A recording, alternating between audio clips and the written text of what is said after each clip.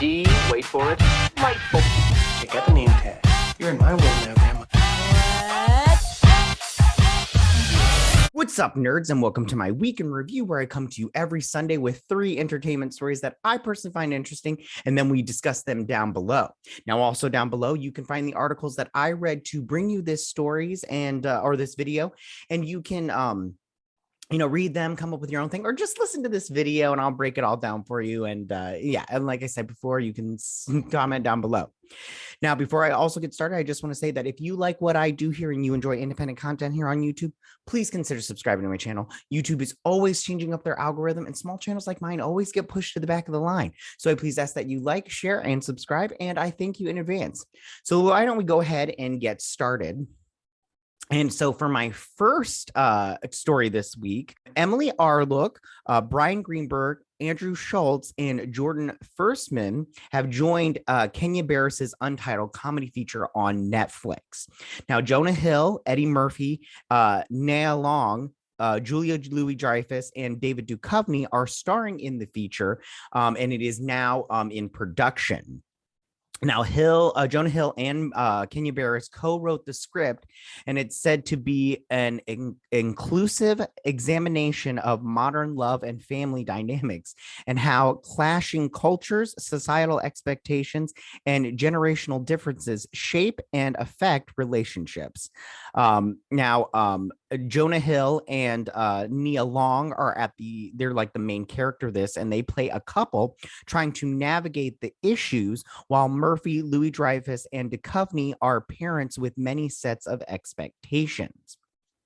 Now, Emily Arlook, who you may know her from Grownish and Showmance. I've never seen either one of those, and I don't know who Emily Arlook is, but she will be playing a woman with whom Jonah Hill's character goes on a blind date with. Ooh, spicy, I guess. Brian Greenberg, who you may know from Friends with Benefits, Bride Wars, or Prime. I love Prime. That's such a good movie. He plays one of Jonah Hill's best friends, a man who is cluelessly offensive and big time partier. Of course he is, because he's the white guy on the show. And then Andrew Schulz, who is a comedian who I find very funny. He hasn't been in anything like substantial. And if he has, I haven't seen it. I'll tell you that, but I do follow him on Twitter and on YouTube because during the pandemic I watched a lot of his stuff. Very funny guy. I suggest going and watching his stuff. He is very, very funny. And then Jordan Firstman, who was in Cinema Toast, Miracle Workers, and is going to be in the upcoming Ms. Marvel TV show on Disney+. Both of those two will be playing Jonah Hill's cousins, which, I mean, I guess sounds... this sounds interesting. Now, Kenya Barris is producing the project through his Colobo Inc. Society banner, while Hill is producing through his Strong Baby Shingle. And then also Kevin Misher of Misher Films is producing. So I think that this sounds interesting just in the aspect of, first off, I love comedy. Who doesn't love comedy? Who doesn't love to laugh?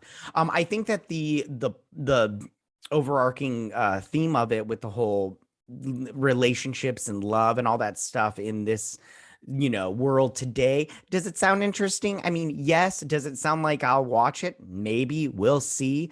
There's that show, oh gosh, what's it called, like Love Story or something, that's on HBO Max, I believe, or maybe it's on Apple Plus. I can't remember. There's so many, but it's got that girl that sings. Jesus, I should have wrote this down. But anyways, it's that one's an anthology series, and I like that show a lot. Anna Kendrick, that's her name. She's on that show, and I like that show a lot. So we'll see if this one plays out.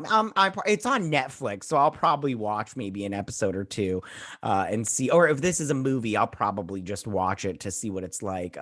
Yeah, just because I like a lot of these people, like that Andrew Schulz guy. I really like him a lot. He's really funny.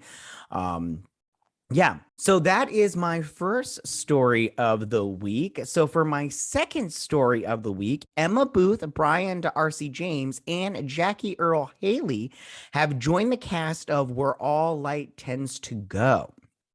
Now, if you don't know any of these people, Emma Booth she was in Extinction, sorry, which is on Netflix. Once Upon a Time, where she played Mother Gothel. And then she was also in the movie Gods of Egypt. Not the best movie in the world, but whatever. Anyways, Brian D'Arcy James. Now he'll be in the upcoming West Side Story. He's in Hawkeye. He plays a small role in the first episode. We'll see if he's going to be in any of the other episodes. And then he was also in the movie Bombshell. He's very good. Like, you've seen him in stuff before. He usually plays like kind of smaller characters, but I do enjoy him. And then Jackie Earle Haley, love this guy. He was in Watchmen. He was also Freddy Krueger in the latest adaptation of Nightmare on Elm Street, where the reboot or whatnot wasn't very good, but he's always a good one. And then he was in the TV show Preacher recently. I liked him in that show. He was very good. Now, this is based off of a book by David Joy. And he wrote not only this, but he also wrote The Weight of This World, The Line That Held Us, When These Mountains Burn. I've never read any of these, but this book is about, okay, so this is the synopsis for the book. The area surrounding Cashiers, Northern Carolina, in home to people of all kinds. But the world that Jacob McNeely lives in is crueler than most. His father runs a methodical, organized meth ring with local authorities on the dime to turn a blind eye to his dealings. Having dropped out of high school and cut himself off from his peers, Jacob has been working for his father for years, all on the promise that his payday will come eventually. The only joy he finds comes from reuniting with Maggie, his first love and girl, clearly bound for bigger and better things than their hand-scrabbled town. Jacob has always been resigned to play the cards that were dealt him, but when a fatal mistake changes everything, he's faced with a choice: stay and appease his father, or leave the mountains with the girl he loves. In a place where blood is thicker than water and hope takes a back seat to fate, Jacob wonders if he can muster the strength to rise above the only life he's ever known. And I do think that sounds interesting. I think this sounds like something like I would read the book over watching before I watched this, just because I like to read, but I got a stack of books on my nightstand that I got like 5 books I got to go through. I don't know how you are when you read, but I like to read like an hour before I go to bed. Anyways, that's besides the point. But lately I haven't been reading just because I been hanging out with the wife and everything. I know those marriages, they get in the way, but we've been catching up on a lot of shows that we like to watch together. Anyways, but this does sound interesting. Now, this is being directed by Ben Young. Now, if you don't know who he is, he directed Hounds of Love. Never saw it. He also directed Extinction, which was that movie that I mentioned that Emma Booth is in. Now, I did watch that. It was all right. You know, it was an interesting concept and everything. He also directed a couple episodes of that miniseries on Netflix, Clickbait, which was very good. I suggest going to watch that if you haven't. I personally liked it. It was a very good like murder mystery and everything. Yeah, it was very good. Go watch that if you haven't seen that. And I don't know which episodes he directed, but whichever ones he did a good job, because I enjoyed all of that show very much. So that is my second story of the week. So for my third and final story of the week, Star Wars Rangers of the New Republic seems to have been canceled. But so originally, this was set to follow up the series, and it explored the world of The Mandalorian. Specifically, the show, it would follow Gina Carano's character of Cara Dune. Now, unfortunately, Gina Carano was fired from Star Wars and The Mandalorian because of her political opinions. But, you know, they're wrong. I'm on Gina Carano's side, so hashtag Gina Carano did nothing wrong. So her character, Cara Dune, she was fighting with the Rangers of the New Republic. However, because of her recent comment, during recent comments by Kathleen Kennedy indicated that the project had just been outright canceled. And she said in an interview with Esquire, we'd never written any scripts or anything on that. And then, and Kennedy implied that certain aspects of this show would be absorbed into future episodes of either The Mandalorian or the Book of Boba Fett. And she said, and this was her quote, "Some of that will figure into future episodes, I'm sure, of The Mandalorian."